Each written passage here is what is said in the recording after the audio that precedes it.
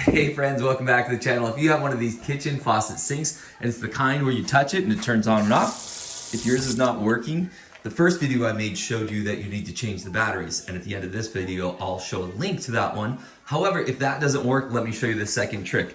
These right here can get water that builds up right there. If water builds up there, it won't work. Let me show you.